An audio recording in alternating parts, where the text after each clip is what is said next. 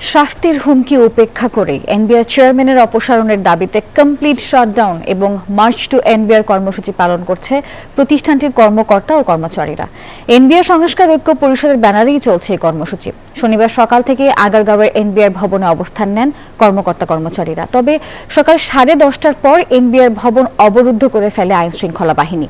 প্রতিষ্ঠানটির ভেতরে ও বাইরে বিপুল সংখ্যক আইন শৃঙ্খলা বাহিনীর সদস্য অবস্থান নেন। আর মার্চ টু এনবিআর সফল করতে ঢাকা এবং ঢাকার বাইরের বিভিন্ন জেলার কর, কাস্টমস ও ভ্যাট অফিসের কর্মকর্তা ও কর্মচারীরা আসছেন। তারা এনবিআর ভবন এবং ভবন সংলগ্ন ফুটপাতে অবস্থান নেন।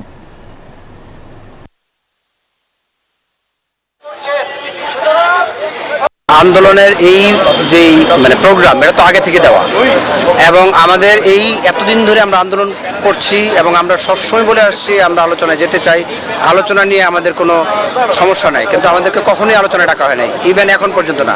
আপনি দেখেন গতকাল মেম্বার মহোদয়দেরকে নিয়ে বসা হয়েছে, অথচ আমরা এই আন্দোলনের মূল স্টেক হোল্ডার আমরা। আগামী 1 তারিখে যখনই বসবেন, যখনই ডাকবেন, এর আগেও যদি ডাকেন আমরা আলোচনা যাব, আমরা আলোচনার জন্য অপেক্ষা করছি। বান্ডেল থাকলে প্রতি সেনমানিতে টাকা বাঁচবে। বিকাশ সেনমানি বান্ডেল কিনে জিতুন প্রতি লেনদেনে। এই বিষয়ে আরো খবর শোনাতে এনবিআর প্রাঙ্গণ থেকে যোগ দিচ্ছেন সহকর্মী আল মোহাইমিনুল খান। মোহাইমিন, জানাবেন কমপ্লিট শাটডাউন এবং মার্চ টু এনবিআর এই যে কর্মসূচি চলছে তার সবশেষ কি অবস্থা আপনি দেখছেন?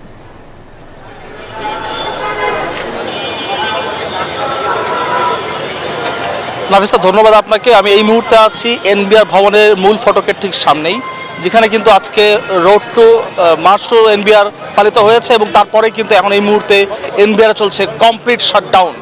এতদিন পর্যন্ত কলম বিরতির আওতায় কিন্তু দেখেছি আমরা যে আন্তর্জাতিক যাত্রী সেবা এবং রপ্তানি কিন্তু চালু ছিল, তবে আজকে কিন্তু রপ্তানি বন্ধ করে দেওয়া হয়েছে, যার প্রত্যেকটা কিন্তু আমরা জানতে পেরেছি যে এরই মধ্যে কিন্তু ব্যবসায়ীরা অনেকটাই প্যানিক করেছেন এবং তারা শাহবাগে বলেছেন এর জন্য তারা ভয়াবহ ক্ষতির সম্মুখীন হচ্ছেন। আমাদের সাথে কথা হয়েছে এনবিআর সংস্কার ঐক্য পরিষদের সভাপতির। তাকে আমরা প্রশ্ন করেছিলাম যে এই বিষয়ে তারা কি বলবেন। তারা জানিয়েছেন যে গণমাধ্যম সূত্রে তারা জানতে পেরেছেন যে 1 জুলাই আলোচনার ডাক দেওয়া হয়েছে, তবে এখনো সরাসরি কোনো ডাক তারা পাননি। যদি সরাসরি ডাক তারা পান তাহলে 1 জুলাই তারা আলোচনায় বসবেন। যদি এর আগেও ডাকা হয় তারা আগেও বসতে রাজি আছেন, তবে তার আগ পর্যন্ত এই কমপ্লিট শাটডাউন চলবে। এবং একই সাথে কিন্তু সারা দেশে যত এনবিআর অনুবিভাগ রয়েছে, কর, কাস্টমস, ভ্যাট, তাদের কর্মকর্তারা কিন্তু ঢাকায় আসছেন এবং এনবিআর সামনে আসছেন এবং কিছুক্ষণ পরে কিন্তু এখানে প্রেস ব্রিফিং হবে, তারা তাদের পরবর্তী কর্মসূচি জানাবেন। তারা জানিয়েছেন একই সাথে কিন্তু এনবিআর চেয়ারম্যানকে অপসারণ করতে হবে, না হলে কিন্তু কোনো আলোচনায় সফল হবে না।